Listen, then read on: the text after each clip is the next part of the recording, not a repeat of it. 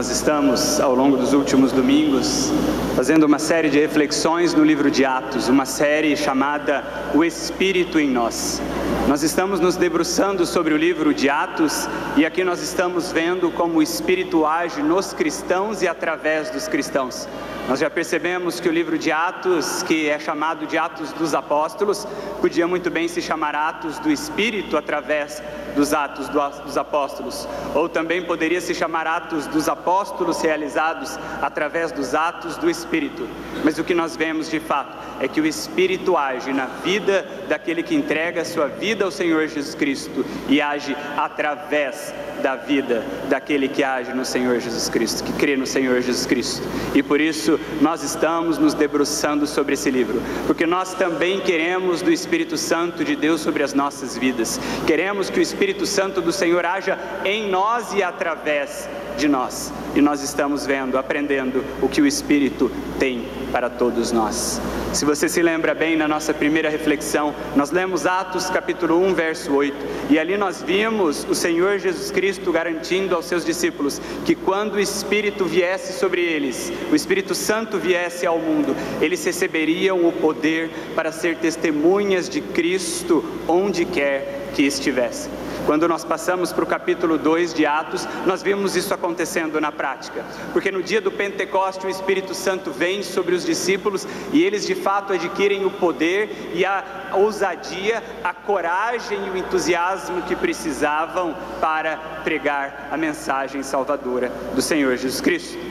No final do capítulo 2, nós vimos que eles não apenas receberam a coragem para isso, mas o Espírito Santo infundiu nos cristãos o desejo de viver em comunidade. Eles formaram uma comunidade que vivia perseverando no ensino dos apóstolos, na comunhão e nas orações. Quando nós passamos no domingo passado para Atos 3 e Atos 4, nós vimos que o Espírito Santo não deu a eles apenas ousadia e entusiasmo para pregar, mas deu também coragem para resistir às pressões. Em Atos 4, nós vimos que Pedro e João foram intimidados pelo Sinédrio a não mais pregarem a mensagem salvadora do Senhor Jesus, mas o Espírito lhes deu a coragem para resistir. Eles não tiveram apenas ousadia e entusiasmo para pregar, mas também coragem para resistir às pressões do mundo. E aí, quando você chega no final do capítulo 4, você vê o texto nos dizendo que aquelas pessoas que haviam entregue suas vidas ao Senhor Jesus Cristo e agora eram habitadas pelo Espírito Santo do Senhor, amavam tanto viver em comunidade, amavam tanto a comunhão que o Espírito fez nascer entre eles e amavam tanto a missão de evangelização do mundo, que colocavam dos seus próprios bens no sustento dessa obra. O final do capítulo 4 é enfático em dizer, eles não apenas amavam estar juntos, como eles investiam nisso. Aqueles que tinham mais, davam do que tinha, para que mais pessoas, aqueles que tinham menos, pudessem ainda assim viver na comunhão dos discípulos. O texto nos conta, ao final do capítulo 4, que isso era tão forte entre eles, que algumas pessoas chegavam ao ponto de vender propriedades que tinham e colocar todo o dinheiro aos pés dos apóstolos, para que o dinheiro fosse usado no sustento da obra do Senhor e da evangelização do mundo. Um deles, diz o texto, um homem que fez isso, era um homem chamado Barnabé, que era original de Chipre. Mas no texto que nós leremos agora, há uma história interessante, que continua nos falando sobre a igreja de Cristo que vivia no seu Santo Espírito. Você pode abrir a sua Bíblia comigo, em Atos capítulo 5, para nós lermos juntos os versos 1 a 11.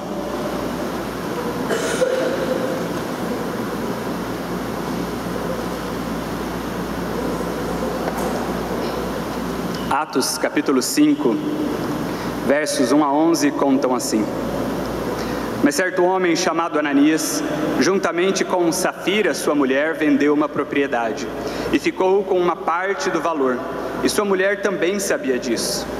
Então ele levou a parte restante e colocou aos pés dos apóstolos. Então Pedro perguntou: Ananias, por que Satanás encheu o teu coração para que mentisses ao Espírito Santo e ficasses com uma parte do valor do terreno? Enquanto o possuías não era teu, e depois de vendido o dinheiro não estava em teu poder?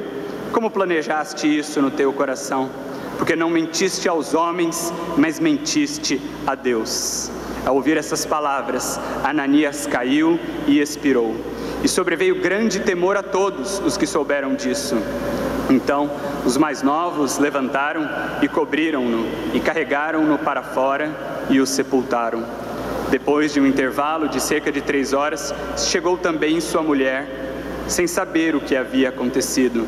E Pedro lhe perguntou: Dize-me, vendeste por tal quantia aquele terreno? E ela respondeu: Sim, foi por tal quantia. Então Pedro lhe disse: Por que combinastes com teu marido de colocar à prova o Espírito do Senhor? Os que sepultaram o teu marido estão ali fora, eles também te levarão. E na mesma hora ela caiu aos pés dele e expirou.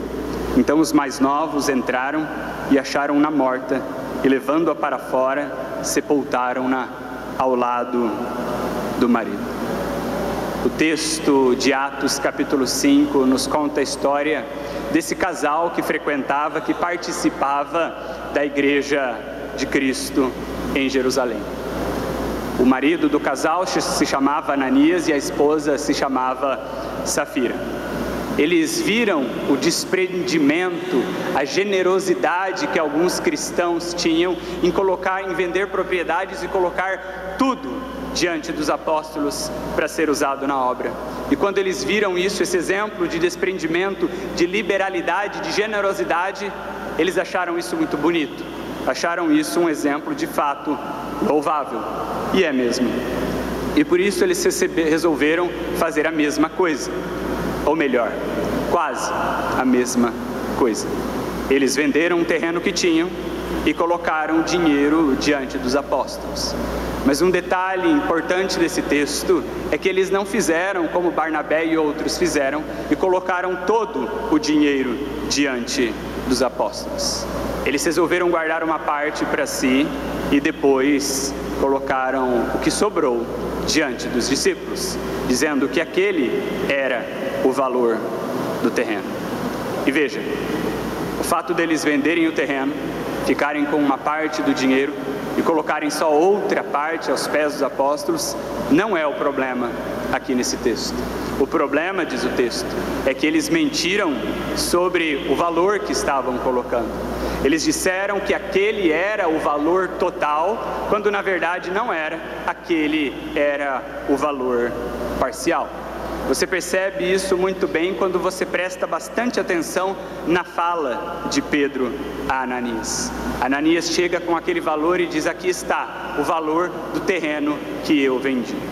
E Pedro olha para ele e, percebendo o que se passava ali, ele diz: Ananias, por que você permitiu que Satanás enchesse o seu coração com mentiras e agora veio aqui fazer isso?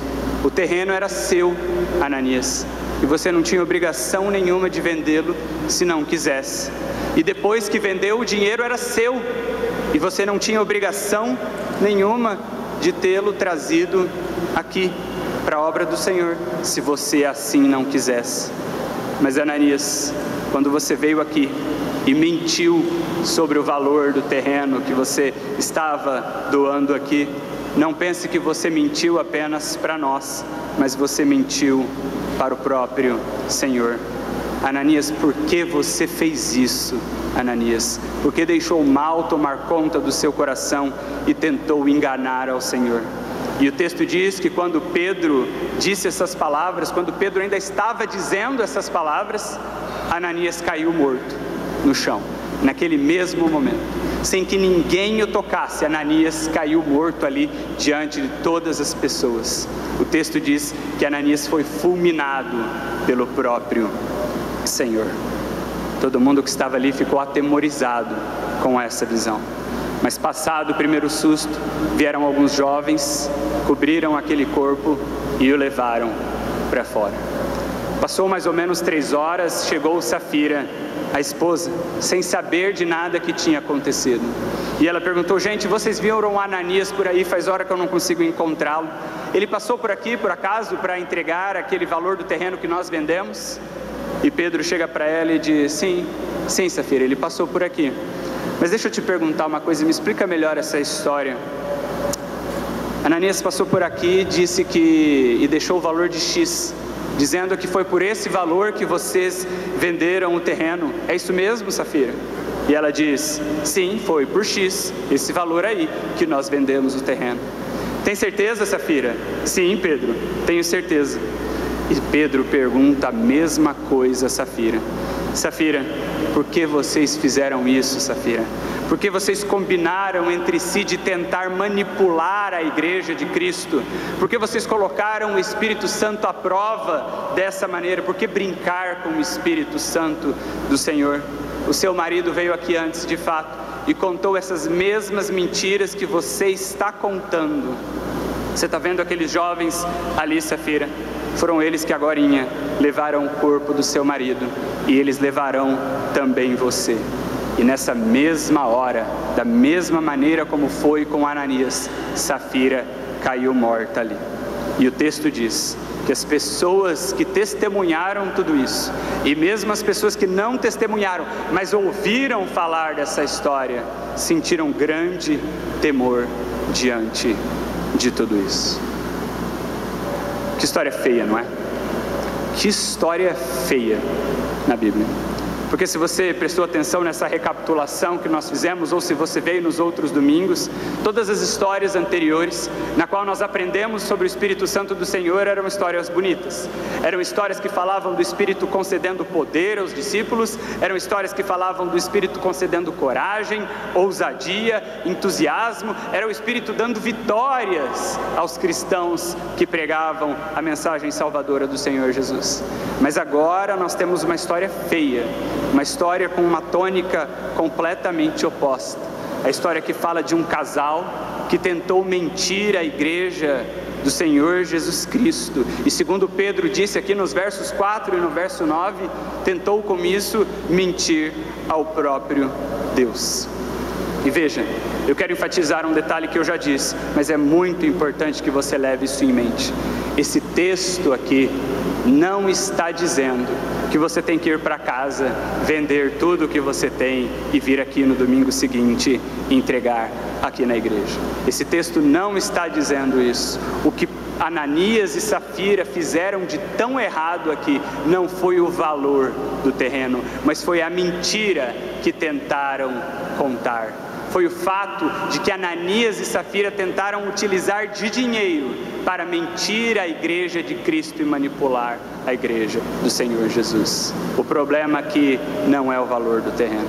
Se alguém te contar essa história ou tentar te pregar esse texto dizendo que por isso você tem que vender tudo o que tem e trazer diante do Senhor, porque só assim Ele vai se agradar de você, isso é mentira. Corre que é laço.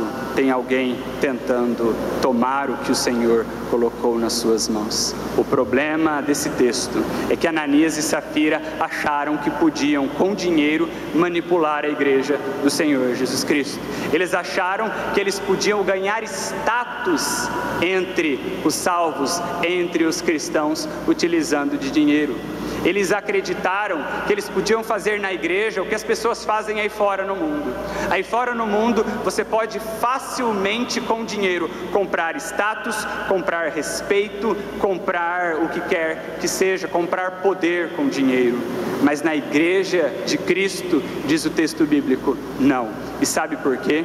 Porque o Espírito Santo do Senhor zela pela igreja do Senhor Jesus Cristo. Nessa história, Ananias e Safira descobriram isso da pior maneira possível.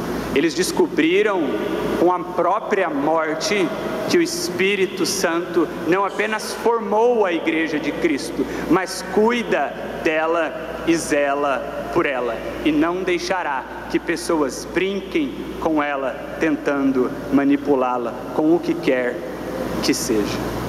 Ananias e Safira são essas pessoas que acham que podem comprar a igreja de Cristo.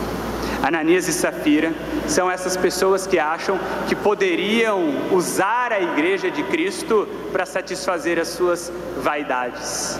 Eles acreditavam que se colocassem ali aquele dinheiro e todo mundo acreditasse que eles tinham feito como tantos outros, de vender e colocar tudo, eles eram mais espirituais do que os que nunca tinham feito isso. Eles achavam que vendendo seu terreno e contando uma pequena mentirinha, conseguiriam alimentar a sua vaidade diante dos outros cristãos. Ananias e Safira são essas pessoas que acham que podem usar a igreja de Cristo para projetar nela as suas próprias vaidades. E infelizmente, como Ananias e Safira são comuns hoje em dia, não é mesmo? Como ainda há gente que acha que a igreja de Cristo é o local no qual elas podem liberar e projetar as suas vaidades. É interessante, no mundo profissional, muita gente não faz isso. Muita gente não leva a sua vaidade para o trabalho, porque quer ser conhecido e quer ser respeitado como um bom profissional. Quer ser conhecido e respeitado como um profissional humilde. Então, principalmente quem trabalha em equipe, não há assim tanto espaço para vaidade. Então a pessoa deixa a sua vaidade em casa e não a leva para o trabalho.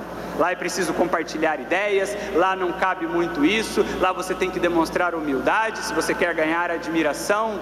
Então não leva a vaidade para o trabalho.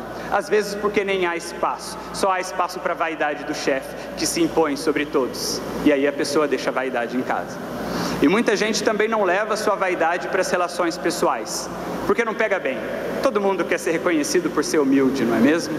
Ninguém quer que seus amigos vejam as suas vaidades. Então quando vai sair para encontrar os amigos e para os seus momentos de lazer, deixa a vaidade em casa. Mas na hora de ir para a igreja, aí leva. Aí pega toda aquela vaidade guardada e armazenada durante toda a semana e leva para a igreja. E acha que todo mundo tem obrigação de inflar sua vaidade. E acha que a igreja é para isso, é para projetar as suas vaidades espirituais. Já reparou como existe isso na vida de crente? Vaidades espirituais, fazer cara de santo, colocar roupa de santo, recitar versículo bíblico para todo mundo ver o quanto a gente sabe, contar em alto e bom som quantas vezes já leu a Bíblia, bater no peito e dizer, porque eu sou crente há tanto tempo. Vaidades que muitas vezes não levamos lá para fora e trazemos aqui para dentro.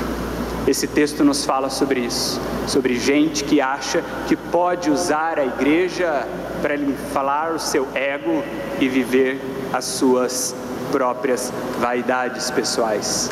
Mas nesse texto, Pedro nos ensina algo muito importante. É o que diz o verso 9. Quando alguém faz isso, pode não perceber, mas está provocando o Espírito Santo do Senhor.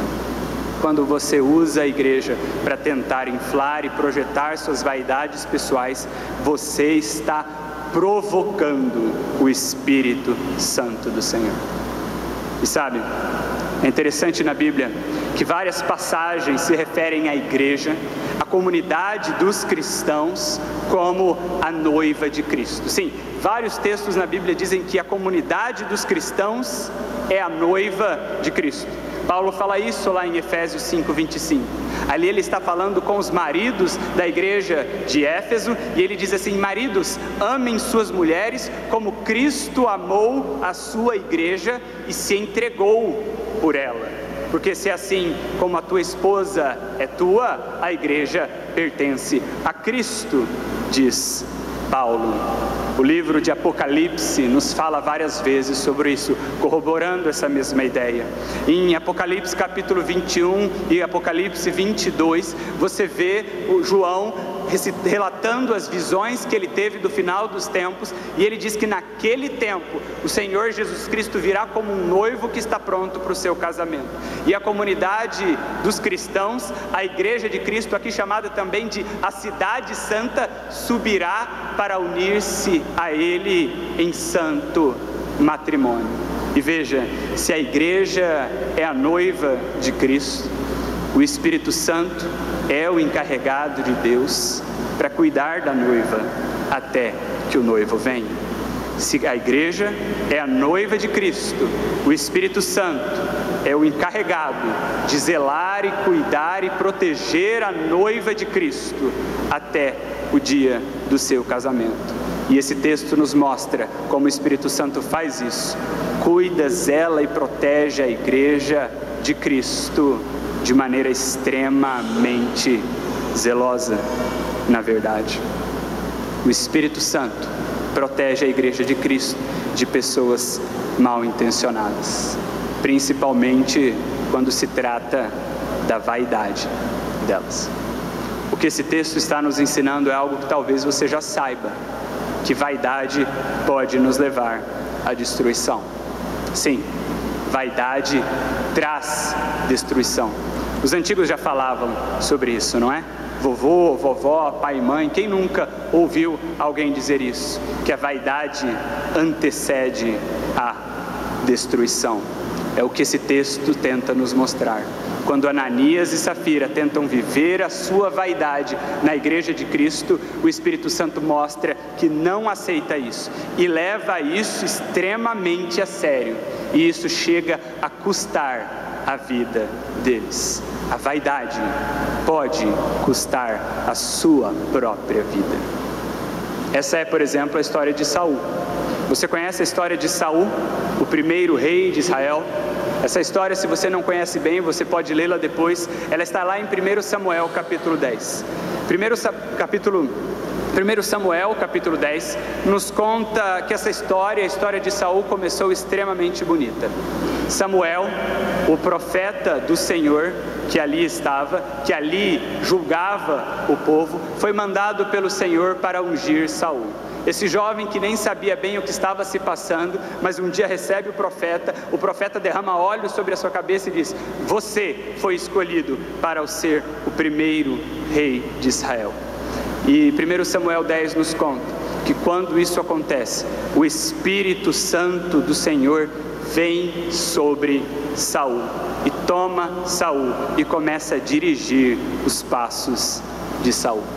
1 Samuel 11 nos conta que Saul toma então a liderança do povo e começa a guiar, liderar o povo nas batalhas que tinham. E porque Saul era dirigido pelo Espírito Santo do Senhor, ele obtém vitória, por exemplo, sobre os amonitas. A prova de que o Espírito do Senhor estava sobre Saul, mas não é apenas as vitórias que ele tinha, mas também o fato de que quando pôde destruir as pessoas que se opunham a ele, Saul não o faz, mas Saul age com misericórdia.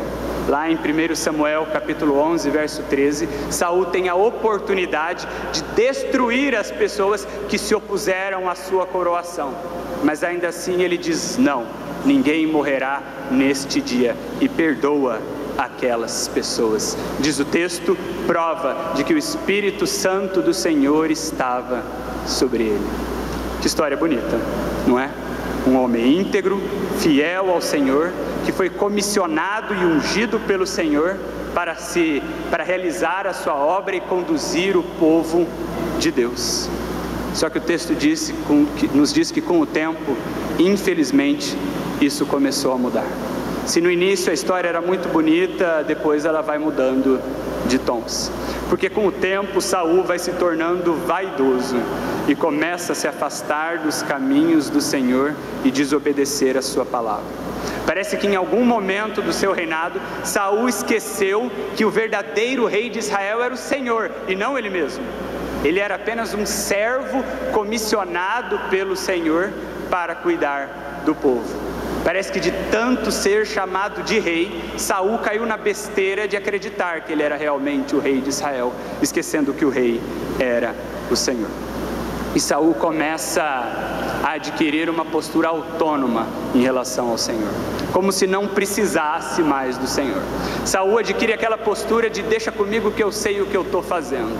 O texto diz que aos poucos, quando a palavra do Senhor vinha a ele, dizendo como ele deveria batalhar, ele até obedece, mas não obedece tanto assim.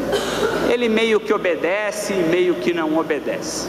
E Saul aos poucos começa a entrar nessa obediência parcial ao Senhor, esquecendo que se você está obedecendo em parte, na outra parte você não está obedecendo. Esquecendo que obediência parcial é só um nome bonito que a gente dá para a nossa desobediência. Aos poucos, um passinho de cada vez, Saul vai se afastando dos caminhos do Senhor e da sua palavra. No início ele ouvia a palavra que o Senhor vinha e trazia a ele através do profeta, e meio que obedecia, meio que não obedecia. Daqui a pouco ele já não obedecia mais. Daqui a pouco ele já nem vai mais ao profeta, porque ele não quer mais saber o que o Senhor tem a dizer a ele. Sabe o nome disso? Vaidade. Não preciso ouvir a palavra do Senhor. Deixa que eu sei o que eu estou fazendo. Deixa que eu dou conta. Deixa que eu sei o que é melhor para o povo. E Saul vai gradativamente caindo em desobediências cada vez maiores. 1 Samuel capítulo 13 nos conta de um momento em que Saul tentou arrogar para si a responsabilidade e o privilégio de sacrificar ao Senhor, coisa que apenas os sacerdotes podiam fazer, e a lei vedava que o rei fizesse. Ele arroga para si e ele acha que não tem problema. O profeta Samuel vem a ele e coloca o dedo na cara dele, dizendo: não brinque com o Senhor, Saul. Mas sabe o que acontece? Saul é aquele cara cheio de desculpas. Saul é aquele cara cheio de justificativa para o seu pecado e para a sua desobediência. Não, Samuel, peraí, isso aí nem é tão grave. Sabe como é? Tinha que realizar os sacrifícios, tinha que partir para a batalha. Você começou a atrasar, você não vinha nunca. O povo estava ficando desanimado, tinha que zelar pelo moral das tropas. Então eu fui lá e fiz, mas nem é tão grave assim. E Samuel diz: não, Saul, isso é extremamente grave. E você já vem caminhando em desobediência cada vez mais. Pois ouça uma coisa muito seriamente, Saul. Hoje o Senhor tirou de você a unção, a autoridade e o comissionamento de reinar sobre Israel. Você não tem mais a autoridade dada pelo Senhor para fazer isso. O Senhor estava dizendo: Saul, se você não se submete mais a mim, se você acha que pode governar o meu povo em rebeldia a mim, achando que você pode governar o meu povo como você quiser, sem me consultar, sem ouvir a minha palavra, sem obedecer a minha palavra, então eu vou tirar de volta das tuas mãos o reino que eu te dei. E Saul não tem mais autoridade e unção do Senhor para realizar aquele ministério. E aqui abre um parênteses: nós não estamos falando de perda de salvação, estamos dizendo de um servo que perdeu a autoridade para continuar na liderança daquela obra que lhe foi dada. Sabe o que Saul faz? Sabe o que Saul faz quando Samuel diz isso a ele, lá em 1 Samuel capítulo 13? Nada. Saul não faz nada. Saul dá de ombros e diz: você acha que eu vou entregar o reino fácil? Não, o reino agora é meu, e o trono pertence à minha família e à dinastia que se formará depois de mim. E Saul não desce do trono, Saul não deixa de governar. O Senhor disse: desça, e ele diz: não descerei. Saul ama muito mais a sua posição e o seu status do que obedecer ao Senhor, e ele diz que não vai largar o osso facilmente.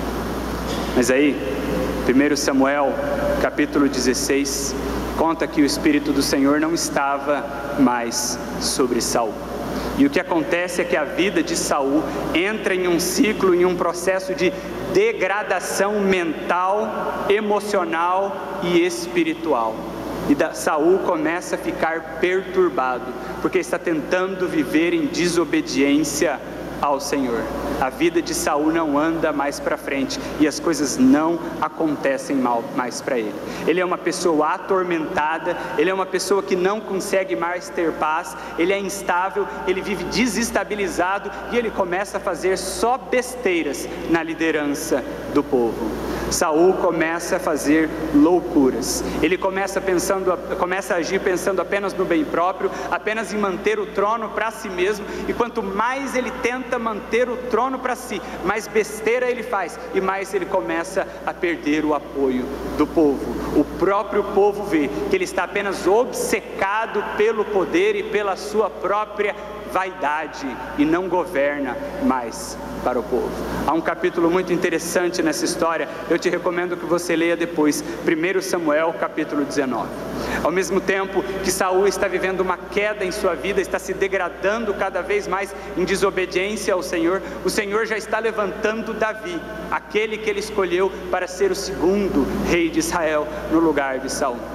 O texto conta que Saul começa a ver isso e começa a ter ciúmes do trono. Ele começa a odiar Davi, porque ele sabe que o Senhor está levantando Davi para tomar o seu lugar.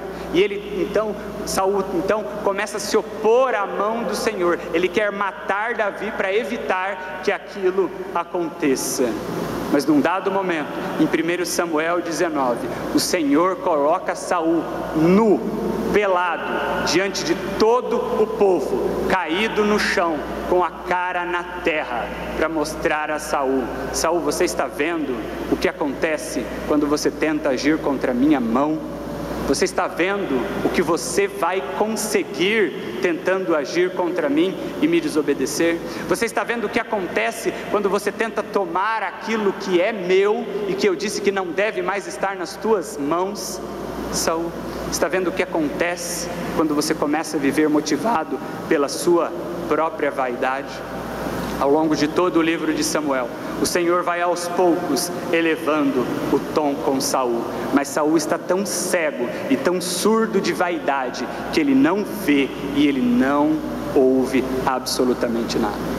Quando acontece isso com Saul no capítulo 19, ele volta para o seu palácio mansinho, ele volta tranquilo, ele volta calmo. Em outros momentos que o Senhor eleva o tom com ele, Saul se arrepende, e Saul chora, e se prostra, e diz: nunca mais vou voltar a fazer isso. Em 2 momentos, Saul diz isso para Davi: eu errei te perseguindo, Davi, agora me perdoa, porque eu não vou mais fazer isso. Mas depois de um tempo, Saul é aquele cara que esquece do remorso, e quando a culpa diminui, ele volta a cair nos antigos pecados. Saul é esse cara tão comum, que quando erra e quando é colocado com a cara no chão, ele se arrepende, e ele se humilha, e ele chora, e ele diz: Senhor, nunca mais vou fazer isso. Mas quando o remorso passa, ele volta a fazer tudo aquilo de novo, repetidamente, uma vez após a outra. E o Senhor vai elevando o tom com ele, dizendo: Saul, pare de uma vez. E Saul nunca para, até o dia que o Senhor traz juízo sobre a vida dele. O último capítulo de 1 Samuel nos conta o fim de Saul. Saul tem um fim extremamente triste. Ele vai para uma guerra contra os amalequitas contra os filisteus, e ali ele perde a guerra. As suas tropas são derrotadas, ele vê os seus filhos, inclusive o seu filho herdeiro do trono, Jonatas, sendo morto, e ele precisa fugir. Mas ele vê que ele não vai conseguir fugir, ele vai ser preso pelos filisteus, ele vai ser torturado, ele vai ser ridicularizado diante de todos. Então ali ele comete suicídio para tentar escapar da vergonha que ele trouxe sobre si mesmo. Que a história de Saul quer nos ensinar é a mesma coisa que a história de Atos 5 nos diz, e que Provérbios resume muito bem. Provérbios 18, verso 12, o sábio diz: antes da queda, o coração do homem se envaidece, mas a humildade antecede a honra. Provérbios 29, verso 23, o sábio diz: o orgulho do homem o humilha, mas o espírito humilde obtém honra. Vaidade e orgulho só trazem queda, derrota e humilhação. O que traz honra é uma vida de humildade. Aquele que vive correndo atrás de honra, aquele que vive na vaidade, tentando trazer honra para si mesmo, só alcança queda, derrota e destruição. Mas aquele que não busca honra, aquele que não corre atrás dela, aquele que não tenta honrar a si mesmo, esse sim a obtém. Por isso Paulo diz à igreja dos Filipenses, lá em Filipenses capítulo 2, verso 3, não façam nada por ambição egoísta ou por vaidade, mas humildemente considerem os outros superiores a vocês mesmos. Nada façam por ambição egoísta ou por vaidade, mas humildemente considerem os outros superiores a vocês mesmos. Paulo diz isso para que a nossa história não seja como a história de Saul, um jovem que começou muito bem nos caminhos do Senhor e que vivia no Espírito Santo do Senhor, mas deixou a vaidade tomar seu coração e depois teve um fim extremamente difícil. Sabe, quando a gente olha para histórias como essa de vaidade, a gente pensa, é verdade, todo mundo devia cuidar com a vaidade. E às vezes vem nomes à nossa cabeça, não é? Ah, o fulano devia estar aqui para ouvir isso, o Beltrano devia ouvir isso, onde está tal pessoa que devia? Mas você sabe muito bem, o texto bíblico não quer nos provocar reflexões sobre os outros, o texto bíblico quer provocar reflexões sobre nós mesmos. A questão que o texto bíblico nos traz é como você tem vivido a sua vida em Cristo. Como você tem vivido a sua vida em Cristo? Você tem cuidado da vaidade para que ela não tome o seu coração? Para que a sua história não seja uma história triste como essa de Saul? Existe uma antiga história na tradição católica sobre um homem chamado Santo Antão. O nome dele era Antão e ele foi considerado santo na história do cristianismo católico. Santo Antão era um homem que deixou tudo o que tinha e foi ser um monge do deserto, como existia no princípio da nossa época depois de Cristo. Ele deixou tudo o que tinha e ele se fechou em uma caverna porque ele queria ser santo. E ele de fato era um homem que vivia em santidade. O texto, a história de Antão nos diz que orando de joelhos no fundo de uma caverna, ele era atacado por todos os demônios que existiam. Demônios como a luxúria, demônios como o desejo pela riqueza, demônios de todo tipo tentavam atacá-lo. E ele resistia em oração e perseverava em santidade para não cair. Até o dia, diz a história, que o diabo se cansou de tentá-lo, porque via que não conseguia tirar aquele homem do caminho de santidade. E o diabo parou diante dele e disse: então, eu desisto de te tentar. E virou as costas para sair da caverna. E nessa hora, diz a história, que Santo Antão estava de olhos fechados orando e disse assim em sua oração: obrigado, Senhor, porque agora eu me tornei um homem santo. E diz a história, então o diabo parou na porta da caverna e sorriu. Vaidade, um dos pecados mais difíceis de resistir. Sabe como você pode? Sabe como você conseguirá resistir às sutilezas da vaidade que tenta tomar o nosso coração? Apenas se a sua vida estiver firmada e enraizada naquele que é o perfeito exemplo de humildade na Bíblia, o Senhor Jesus Cristo. Mateus capítulo 4, verso 1 a 11, nos conta de quando o Senhor Jesus Cristo foi começar o seu ministério. O texto diz que ele foi ao deserto para orar e lá passou 40 dias orando e jejuando ao Senhor, se preparando para os dias de luta que o seu ministério trariam a ele. Ali o Senhor Jesus Cristo ora por 40 dias e ao final desse tempo o próprio diabo vem tentá-lo. E ali o diabo faz 3 tentativas de derrubar o Senhor Jesus Cristo e tirá-lo da santidade. Na primeira tentativa, o diabo tenta usar a própria fome do Senhor Jesus Cristo, a sua necessidade física, para tirá-lo dos caminhos do Senhor. Mas o Senhor Jesus Cristo está esperto e não se deixa levar. O Senhor Jesus Cristo se defende da tentação citando a palavra de Deus. Então o diabo muda a estratégia. E numa segunda tentativa, ele oferece para o Senhor Jesus Cristo um atalho. Sabe esse caminho que o Pai tem preparado para você? Eu tenho um melhor para você. Eu tenho um mais fácil. Eu tenho um que não envolve sacrifício, nem dor e nem sofrimento, Senhor Jesus. E outra, o diabo ainda cita a Bíblia para o Senhor Jesus Cristo. Mas o Senhor Jesus Cristo sabe que o diabo está apenas tentando manipular a palavra de Deus, distorcer a palavra de Deus para convencê-lo do pecado. E o Senhor Jesus Cristo está mais esperto do que isso e se defende novamente com a palavra do Senhor. Então, na terceira tentativa, o diabo tenta manipular a vaidade do Senhor Jesus. Se curve a mim, Senhor Jesus, e eu te darei todos os reinos da terra. Mas graças a Deus, o Senhor Jesus Cristo não cai nessa armadilha e diz: vai-te, Satanás, pois está escrito: ao Senhor teu Deus adorarás e só a Ele servirás.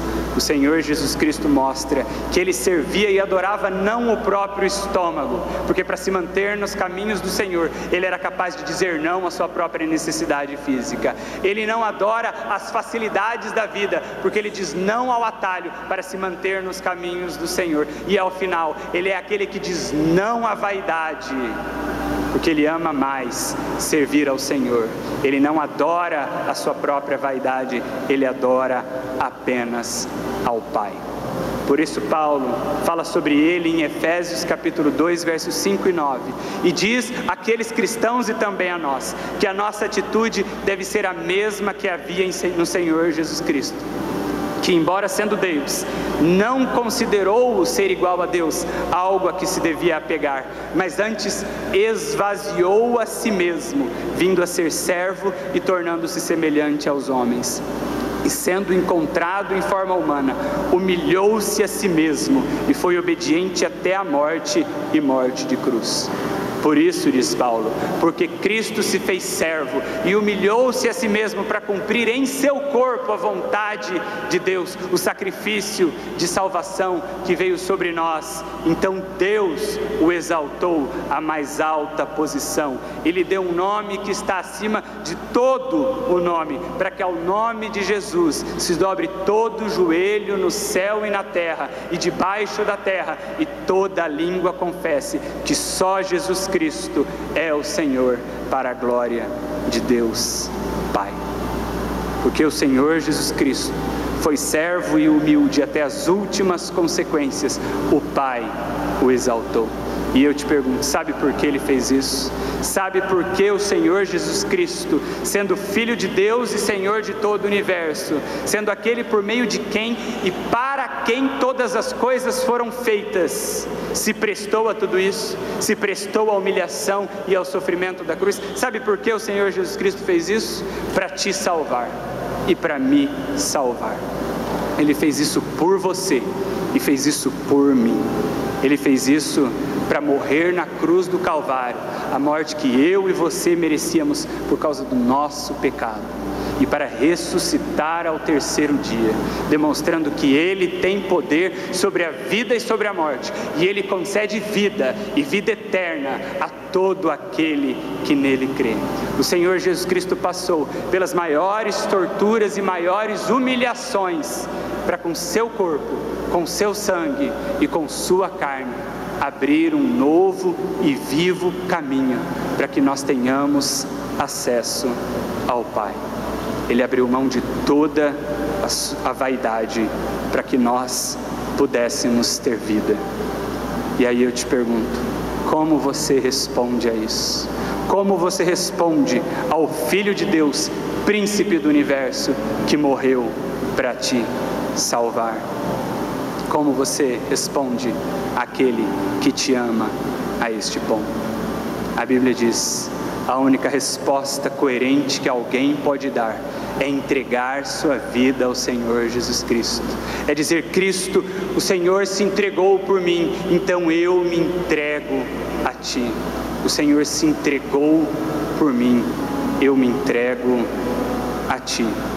Mude minha vida, me salve, transforma-me, me salve do meu orgulho, me salve da minha vaidade, porque ela toma conta do meu coração até mesmo onde eu não vejo e onde eu não sinto. Pai, salva-me, salva-me para que eu não caia no erro de Ananias e Safira. Purifica-me de todo o pecado pelo seu sangue. E eu te pergunto, você já deu essa resposta ao Senhor Jesus Cristo? Você já entregou sua vida a Ele? Você já deu a sua vida ao Senhor Jesus Cristo, que deu sua vida por você? Você já deu esse passo de coragem àquele que teve toda a coragem no mundo por você? Aquele que não poupou a própria vida, mas te considerou mais precioso do que a própria vida. Abaixa a sua cabeça comigo, vamos orar. Se você nunca entregou a sua vida ao Senhor Jesus Cristo, você pode fazer isso agora. Você pode abaixar a sua cabeça em ato de oração, dizer: Pai, agora eu entendi que Cristo morreu na cruz por mim, Pai. Eu não sabia, mas agora eu entendi e eu entrego minha vida àquele que se entregou por mim. Se você sente o Espírito Santo tocar a sua vida agora, faça esse ato de entrega, faça essa oração ao Senhor. E se você está agora fazendo essa oração, eu quero te convidar a um ato de coragem. Eu quero te convidar a ficar em pé onde você está, como uma maneira de dar testemunho público às pessoas, dizendo: agora eu estou entregando minha vida ao Senhor Jesus. Ele não teve vaidades por mim, eu não quero ter vaidades por Ele. Ele se humilhou por mim, eu não posso ter vergonha dele. Ele não teve vergonha por mim. Se você crê no Senhor Jesus Cristo, e se você entrega hoje sua vida a Ele, fique em pé. Nós só queremos te conhecer, nós só queremos orar por você, para que o Espírito Santo te guie a toda verdade que só há no Senhor Jesus. Mas se você um dia já entregou sua vida ao Senhor Jesus Cristo, mas se perdeu nos seus próprios caminhos, deixando o pecado criar raízes no seu coração, deixando a vaidade tomar conta do seu coração, eu quero te convidar a que ore ao Senhor Jesus Cristo, confessando o seu pecado e pedindo perdão a Ele, dizendo: Pai, purifica-me de todo o pecado, sonda o meu coração e vê se há em mim algum caminho mau e liberta-me, Pai, porque só o Teu Santo Espírito é capaz de me libertar. Ore ao Senhor e entregue sua vida a Ele. Vamos orar. Pai, nós estamos na Tua presença e queremos Te agradecer mais uma vez pela Tua palavra, Te agradecer por tudo que ela nos ensina, Pai, Te agradecer porque ela nos mostra os perigos da vaidade, de como ela toma os nossos corações, as nossas mentes, os nossos olhos e as nossas ações de maneira tão sutil que nós não percebemos, e quando vemos, já estamos enredados por ela, Pai. Obrigado porque a Tua palavra nos adverte, Pai, mas obrigado ainda mais pelo Senhor Jesus Cristo que morreu na cruz para que pudéssemos ser libertos do poder do pecado. Obrigado pelo Teu Santo Espírito que se derrama sobre a vida de todo aquele que crê no Senhor Jesus Cristo e concede o poder de ser liberto do pecado, da vaidade e de todos os outros pecados, Pai. Então, Pai, ensina-nos a viver mergulhados no Teu Santo Espírito. Ensina-nos a viver para Ti, Pai.